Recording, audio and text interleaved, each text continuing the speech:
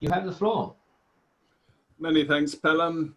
Welcome, everyone. Good to see some familiar faces as well. I'm going to kick this off, get a bit of a landscape setter here. You know, we've heard a lot from the prior panels and speakers, and a few believe we'll be reverting back to the old ways of working. So the concept of if we continue in a remote working environment, I think is more a case of this is the new, you know, the remote working model is the future. So how do you see us securing the past? Because, you know, we can't just drop all of that. And there's still a few of those mainframes still about. The present, servers, the PCs, and the future, containers, serverless, cloud, IoT, mobile. When all confronted with that expanding threat surface, security talent shortages, too many alerts from too many security tools, and finally, at an increasing velocity of change. Let's kick off. Federico.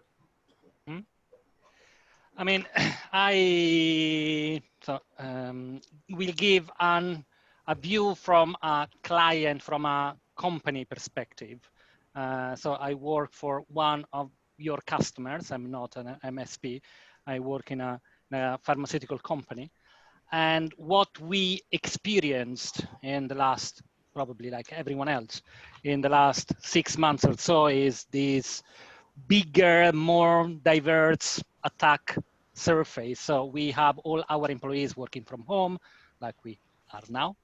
And so from our point of view, we see things have changed, they will keep. I was reading yesterday that, you know, Boris Johnson is saying that maybe if things are not going back or they're not improving, there will be people not stopping going back to the office for another in a couple of weeks' time. So still, we don't know. For example, my company, we have been asked to go back to the office in beginning of next year, or at least from the beginning of next year. So definitely, we see more issues. We have more things that we need to look after. For example, in my company, we were able, everyone had a laptop and everyone has, you know, a company laptop. Other companies, maybe they will not have that and they had to deliver or to distribute non-patched or old machines to employees. So, I mean, this is what we are facing and what we are experiencing now. So definitely we had we have an external SOC, and we see the value of that increasing. And we understood as a client, and then I will finish my speech, that a SOC, we understood that is way more than turning SIEM on or hiring more, you know, analysts. We appreciate the value of a SOC now, even more now than ever.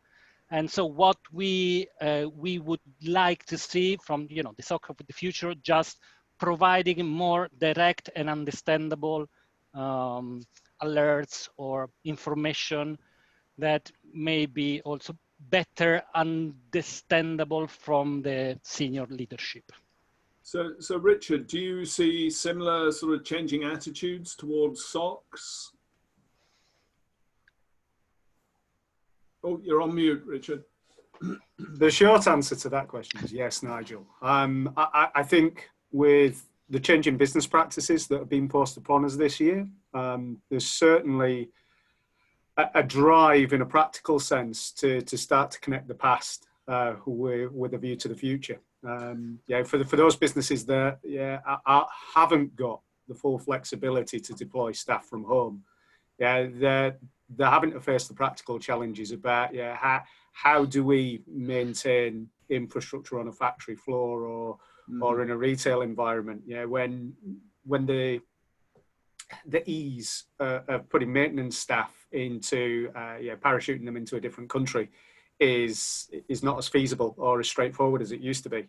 And that puts pressures not just on the operational staff in an organization, it puts pressures on the SOC by proxy. when you're connecting systems that have previously been air-gapped, because we want to get a better understanding of the condition and status of equipment. It does put an angle on how the SOC proactively engages to ensure that these business drivers can be met. The SOC, I won't say it didn't used to be the friend of IoT, but certainly you could tell when the security teams weren't fully bought in as stakeholders on IoT projects in the past, because projects would hit that, right, what are you trying to connect? What are you trying to bring onto the network? What by implication does that mean for our workload and our capacity as a SOC? I won't say that's gone away completely, but we're finding the security teams have been brought into projects a lot earlier than they were even 12 months ago. And I think in organizations where they're less industrial and it's more campus, more built environment, more office space, we're starting to see this dynamism of, well, yes, work from home is great, but we need to create a blended future. We need people back in a working environment. We need to engage with our customers, our clients, our internal staff. So again, there are other drivers for IoT that have that knock-on effect on SOC, and that's digitizing the workplace. Not just connecting OT machinery, but you're talking about workplace safety, workplace productivity, workplace monitoring. We're moving away from a more time-based maintenance schedule, even for things as simple as restroom cleaning, to more condition-based and trying to be more intelligent about where and when we put our resources. And that's driven by things such as the regulations that we're seeing this year. All that has a knock-on effect on the SOC. So we see a lot of conversations now starting to be had, not just earlier, but how do we deal? How do we take the technology strategy that we deploy as an enterprise from a security perspective, and how do we best utilize that to deal with things that we've never connected? That threat profile is becoming wider and wider. Mm-hmm. So what I'm hearing is that reach back earlier in the life cycle of business innovation is now starting to create a different kind of dynamism with different parts of the business and the SOC. Drew, Tiberium, you guys do a lot around advanced threat detection, etc. methodologies. This must be good times then. No? Well, it's interesting times, definitely. And I think we're quite lucky in the sense that we were kind of born into this new normal with one of our more recent service offerings. So, all we know is this kind of hybrid world of remote-based workers and new log sources and a reliance on proper threat intelligence to actually, reduce those false positives and get proper context. But, what we've seen change is primarily, I guess two things. One, the types of events and the types of logs that we're getting into a SOC environment. The heavy focus now on collaboration tools, so Teams and like this, Zoom.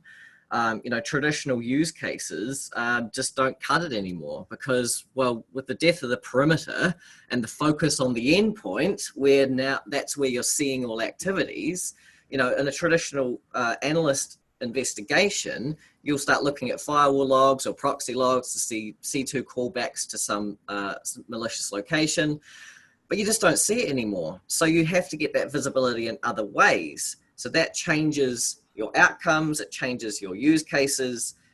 Simple things like with Zoom here, would you have the ability to detect if encryption was turned off for a particular event or sensitive conversation?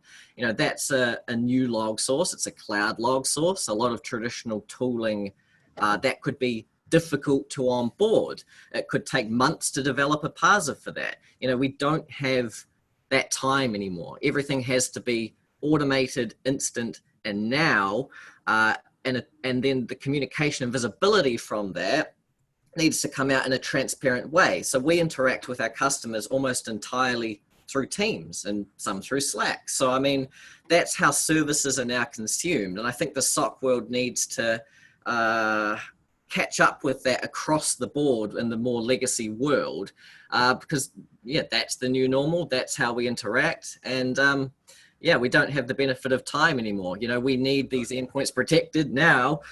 We can't wait. And dealing with those outputs, yeah, we have to react in a faster way and leverage our more modern tool sets to do that. So I think, yeah, yes, things have improved, I think for the better. Transparency, collaboration, tooling. But as you said, the legacy environments, they still exist. You know, the servers are still there. The mainframes from decades past are still there. So they can't be forgotten about. So whatever approach has to be taken has to have a nice balance between the two there. That's, yeah. Yeah, so that increase in complexity that I'm hearing from the greater collection of insights from endpoints, identities. Of course, there's an increased dynamism. You mentioned, you know, the collaboration environments. Users are no longer fitting into nicely curated baseline profiles. So, you know, what is norm now for a user identity? And then, of course, how do you prioritize the threats? Because, hell, you can't cover them all, can you? So, you know, it brings us back to that sort of business prioritization. And of course, business talks in risk. You know, in our technology sphere, we tend to talk more in terms of vulnerabilities. Are we getting that link up? Is that coming in? Hans, welcome to the team. Glad you could make it.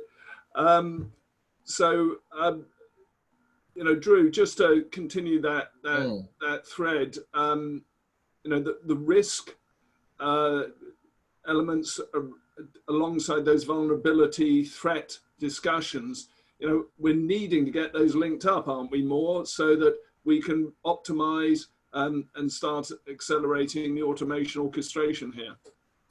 Yeah, that comes back to the focus on the identity and the focus on what was mentioned before around potentially, you know, conditional access, because now it's not about the events we're seeing, it's about the profile of the user. You know, is it a risky sign-in from this location, or is it, you know, what are the specific scenarios there? And then how do you communicate those scenarios back up after an incident, you know, to the board with your SOC metrics and efficiency, and, you know, are the traditional metrics there still relevant about what it used to be? How many tickets has this analyst closed in this day? And, you know, that doesn't help the board or help management make the decision to shift resources and invest in other technologies. It's matching up those two has always been a challenge. So I think we're getting there in a way that we can communicate, you know, the vulnerability status, the technical communications. And I think a lot of that is helped through the collaboration tooling that I mentioned before, because now it's, you know, is there a nice dashboard for this? Is there a Teams channel that I can get the latest on this?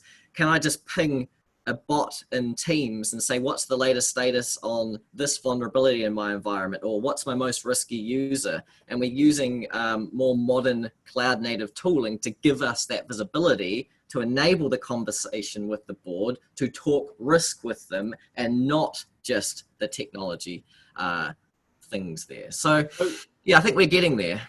So Hans, I know you've only just joined us, but you probably got a sense of the direction of the thread. We've heard from some of our clients this concept of the ROC, the Risk Operations Center, starting to merge with that traditional SOC, the security operations, these functions coming together. You know, is the ROC the SOC of the future, possibly? You know, as many of these methodologies are the same, they're interlinked. For instance, you know, we've heard from the speakers so far around, you know, endpoints, that's the user behavior analytical technologies. Are you seeing any of this consolidation yet? Yeah, well, thanks for asking. So when it comes to a risk-based approach, I definitely see that as a way forward.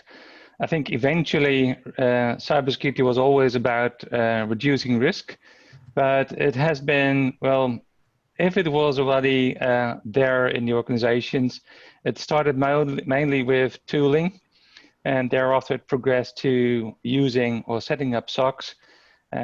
For many organizations, only to learn that setting up a SOC is not guaranteed for success, and partnering with an MSSP typically will drive success better.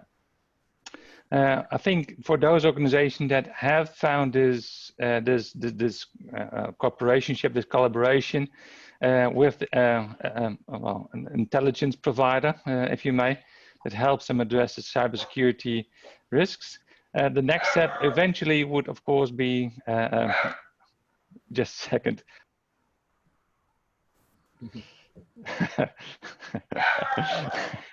We got a dog visiting us. It's a wonderful world, this new world of remote working. Exactly. It's got noise reduction, but it ain't enough, I guess. So risk reduction is definitely a topic for the board, if it weren't already from the beginning. And taking a risk-based approach is always, we have stand, well, as a good approach to move forward. So you've got all those compliancy frameworks, eventually with the goal to reduce risk. But if you take risk reduction as a direction, then it helps getting there. Okay, go on mute for a second. Excellent. Okay, the risk-based approach, Richard, would you concur with that, and how it will change some of this thinking? Yeah, you have to take a risk-based approach when it comes to IoT. Is very much, I think, a personal view of mine, but also when we find ourselves speaking to some of our customers and the solution architects that work with us. Yeah, you cannot assume that everything that you're bringing onto your network that you're connecting has got security by design in it. Unfortunately, certainly when we look at some of the ways and means that we can connect and generate data. Also, it's not as straightforward as, real nice example we use, you can't put an agent on everything at the edge. So, back to Drew's point about, being able to identify and profile, you have a lot of challenges that you didn't have in the past. So you've got to assume that everything, certainly from an IoT perspective that we're bringing on, you've got to assume that there's got to be a vulnerability there. And that's no disrespect to the people and the companies creating this technology, but you have got to set a line in the sand from a risk perspective, I think, as an end client. It's just the same as, we can connect and collect data from anything, given the budget. But if the cost of the solution outweighs the cost of the problem, it's not a solution. You've got to take that sort of view from risk. We may want to get a view of an operation. We may see a problem that costs the business money, resource. But if it practically, there's an inherent security risk in connecting and bringing something onto the network, then it's got to be in that measure that the board looks at for taking a decision of whether you proceed or not. It just has to be. Yeah. Federico, risk, biotechs, we've heard a lot in the news, and I don't know whether you're involved in vaccine creation, in these interesting times, but biotech companies seem to be flavor of the month for certain threat actors and nation states, which takes, it almost, that takes you up another level. So does this suggest, because you were talking about, a new shape and urgency around SOC and the prioritization, does this suggest that there's going to be a breakdown of some of those sort of monolithic security functions now? Mm-hmm. And less of that divorce from the wider business? Yeah, probably yes. What I'm listening to what the other speakers said, and I completely agree. For example, what Richard was saying about risk-based approach, and what we've been discussing so far. Biotech, as you're absolutely right, Nigel, is quite a interesting area where to be now. One thing that one suggestion I can give as a client is that I've experienced in different industry. Previous to this one, I was working telecommunication engineering. I mean, many different industries. With regards to the risk-based approach, my suggestion to MSP and MSSPs is to understand what is risky for the business. Obviously, we need to have a risk-based approach, but understanding and having a conversation with the board/security teams in the business to understand actually the risk tolerance, risk appetite, what is risky. For example, biopharma industry, where I am now, intellectual property, rather than threats coming from trying to attack. My company is not working on a COVID-19 vaccine, but probably those companies, AstraZeneca rather than GSK, will need to look at state adversaries. So having these and aligning, because sometimes the discussion between MSPs and businesses is, these are the risks, you need to protect against those, because those are the most important, the most critical, most impacting risks. Sometimes these can be slightly different, and definitely it's different between industries. So what I'm hearing is, this risk-based approach is getting the SOC working closer with the business. So just taking a quick a pivot on the theme, one area I wanted to touch on is staffing of the SOC, because all this activity, this increased attack surface, all these devices, monitoring all this stuff, places a huge burden on that traditional human element. And staffing of the SOCs, in the 90s, security professionals were actually high caliber coders. But today, for so many vendors providing rich portals, configuration of solutions, and coding just isn't a common skill anymore. And today, SOC operators tend to spend much of their time on manual activities, managing portals, dashboards, and things like this. But with the drive for automation and automation remediation, the Ponemon Institute was suggesting, in at least 95% of cases within the next 3 years, businesses will be adopting and actually engaging this technology. Can we expect to be seeing a squaring of the circle on SOC skill abilities, to code, to APIs, and more to data science-based methods as the new generation of SOC personnel? Will that increasingly be responsible for, they'll take on a responsibility for programming defense and responsive logic? Drew?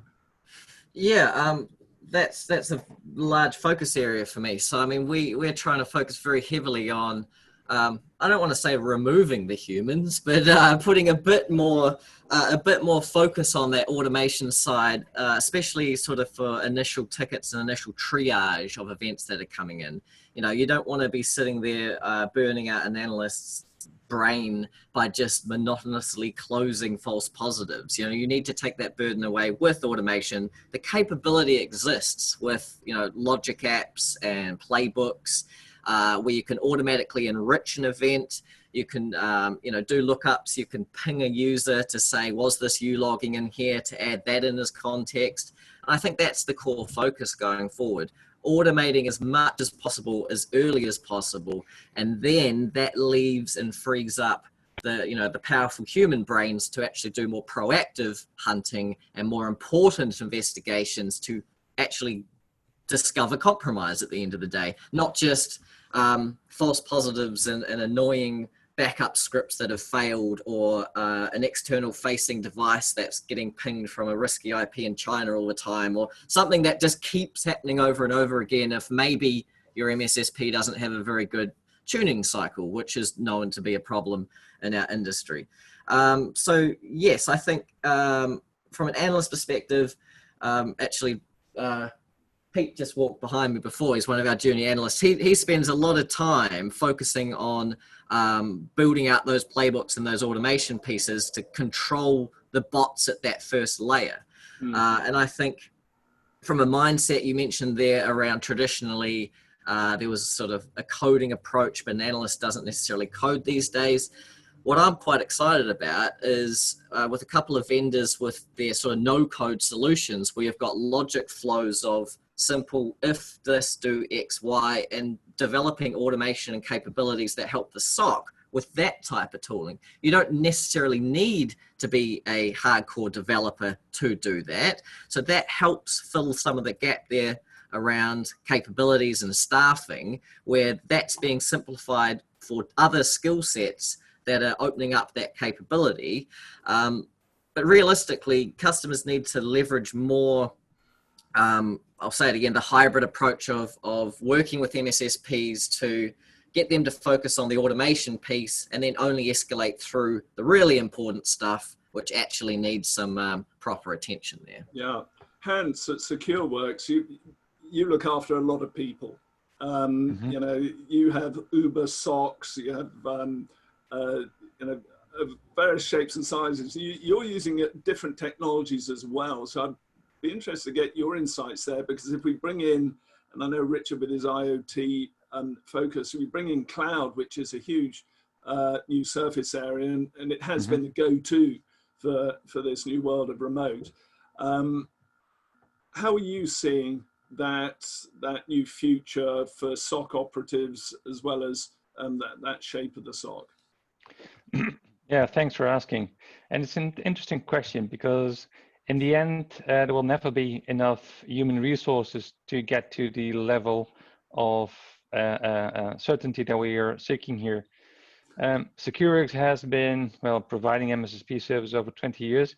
And during those 20 years, we were constantly fine-tuning the tools and technology we have in order to not the objective to reduce people, because we believe in the power of human and artificial intelligence, nicely said, but especially to make sure that we keep life interesting for those analysts, because alert fatigue definitely is one of those things that continues to surface. So having the tools around AI methods to reduce at least half of the false positives, have feedback loops, and that certainly is a necessary requirement. On top of that, I think it's also very important for SOCs to retain people to make life interesting. So if you got a SOC, you have to, and that's also where the role of the MSSP typically fits in. To make life interesting for an analyst, it needs to have a growth path where eventually you can grow into threat hunting, go into threat analysis, and different areas of the business. And if you have that, and if you can relate those roles, you can assure that you keep the intelligence required to do the proper analysis, but also that you retain the people. Apart from that, moving forward and with an increasing amount of alerts, investing into AI technologies is definitely key to get where we need to go with reduction of alerts. And then, of course, combined with security orchestration automation. I believe we are still, as an industry, at the beginning rather than halfway when it comes to doing reducing it, because looking at where we are today and also looking at the market that we address, there's so many organizations that are not even in the crawl stage of crawl, walk, run. But I think we're getting towards the right direction. Meanwhile, the adversary is always innovating, and they are always a few steps ahead of us. So being able to automate the analysis of alerts is key, where organizations should invest in, potentially out of reach for normal organizations that don't have security as their primary business model. So going with MSSP that invest in that have the right resources and have the intelligence to grow on that, I think is really key. to address the always more aggressive adversary. So that that SOC automation today, we're seeing is still, despite all these aspirations, predominantly focused on automating the routine tasks, such as enriching logs with context and threat intel, as well as some automation and remediation actions. However, the decisions, the fundamental decisions, the bottleneck is still largely the human element. And as I said in the earlier panel, 20th century brought task automation, which I regard as no more than alert farming.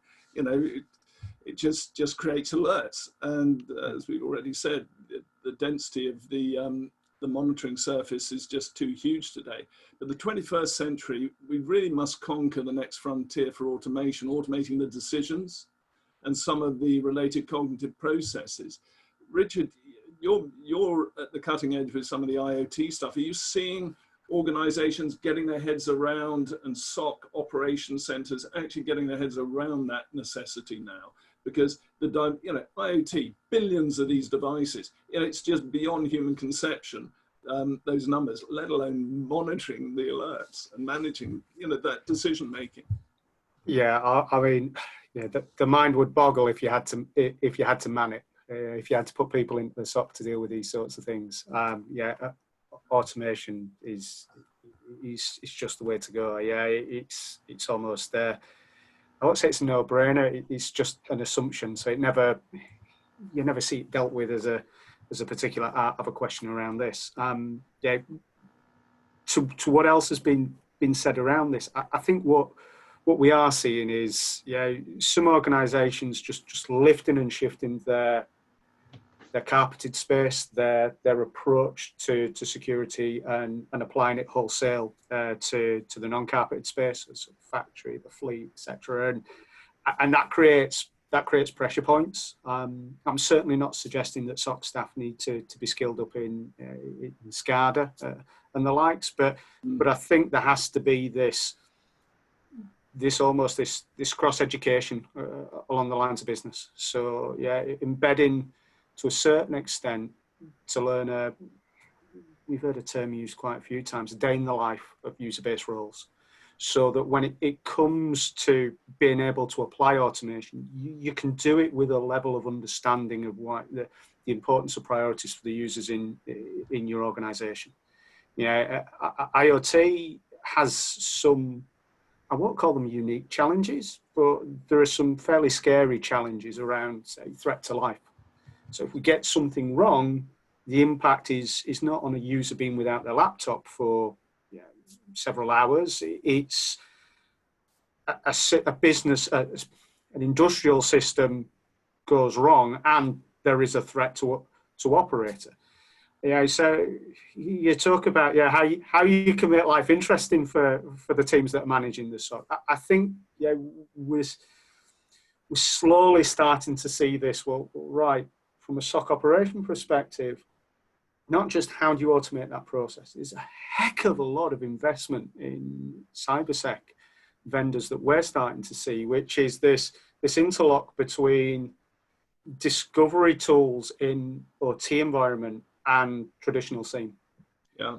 And I think there's definitely an area of push there, which corresponds to an area of pull from those operational teams and the SOC teams, whereby saying, well, right, we are seeing investment in the tools. We are seeing investment in the technology that allows this bridging. How do we help bring the right type of automation to play? Because another important thing is not just the data source, the dumb devices, it's as we push workloads to the edge as well. And that can get real scary real quickly. Just Hans, you said you got a couple of points on this. I'd like to hear Federico just quickly. We're running out of time, but just your thoughts on that, Federico, before we close off with Hans. I was on mute. Sorry. I agree. And again, I mean, for example, in my industry, the OT, the automation team, the operational and IoT, as Richard was mentioning, but the industrial system, definitely as well, they have a very, very heavy weight in our company strategy. So definitely something that if we had more help from a SOC defining and identifying specific threats and specific issues with regards to our industrial systems, definitely that would be better. But again, just I end with this saying that things from a customer perspective are changing, as for everyone, are changing very quickly. And actually, Drew earlier said that we don't have the leisure of time. We cannot wait and just do something properly, but we need to do it quickly. The main problem from a customer perspective is that is uncertainty. We don't know where we are going. We don't know whether things we are going to change again soon. So we need MSP, MSSP, SOCs to be proactive and to provide us the latest solution in order to achieve our objective as a business. Hans, so as one of those big MSSPs, how would you do that? Yeah, so thanks. One of the key areas, that's also the reason why I'm pretty happy where I work today, is the ability to create alerts that matter and distinguish those from the alerts that are rather noisy. So having the tools, having the intelligence people, so I've got a large team there working on that, but especially also drinking your own wine, as we do at Secureworks. So we use the tools that we provide to the customers and learn from that, and having incident response too learns us which of those alerts are rather noise and which are those alerts that really matter. And so understanding the threat, creating the type of use cases and alerts that are so specifically that it really makes sense. It's almost like writing a patent.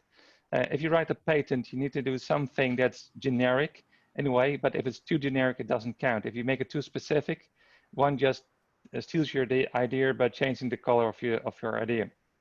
So you have to write something that's really aimed at finding those adversaries, and then you feed it back into an AI loop, and thereafter you have humans that take the final decision on those things. And if you take those things into account, we have having intelligence teams, not only intelligence feed, but intelligence teams. And if you have in your incident response teams, then you can close the loop and continue to improve on that. And I think that's key for MSSPs, not just using third-party tools, but adding value, adding your own intelligence, but especially also using it yourself. Yeah, I totally get that. We experience that. It's just about every customer we engage around managed services ourselves. What's the value? Absolutely. So, gentlemen, we've slightly overrun our time. We had a bit of a late start, so we've finished a bit later. Just to sum up, what I'm hearing is the SOC of the future will be built on artificial intelligence, machine learning, forms of automation and orchestration, and prospectively driven by a new generation of operative adept at code and in data science methods, operating in tandem with the machines, automating decisions and many of those cognitive processes. So I guess we're looking at a future where machines will fight machines, or rather code versus code, where logic will decide who emerges as the victor. So I can't see few businesses out there surviving without an MSSP in their corner. And that brings us back to, it's a hybrid ecosystem that we've got to build here. Thank you very much, everyone. Thank you all. Perfect. You're welcome. Thanks so much. Yeah. Thanks, Federico, Hans, Drew, Richard, and Nigel. And I hope to see you at a physical MSS next time. I put a photo in to prove, in fact, we were doing this physically last year, where Nigel was kindly moderating. So I know a number of you there. That was me without my COVID haircut. I still haven't chanced it. Anyway, that's a big admission. Thank you very much. I will catch you all soon, and look forward to seeing you in the audience. Thank you. Thanks so much. Thank you, everyone. Cheers. Thank you. Yeah, goodbye.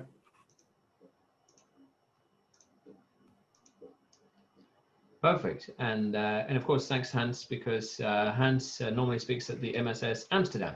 Again, this is one of the beauties of what we can do. So we are, of course, thankful to our supporters, and we're very thankful to HackDevNet and Mike Godecker for supporting this event. Mike Godecker has very kindly supported this event and a number of others across the world in the States, Germany, Netherlands, and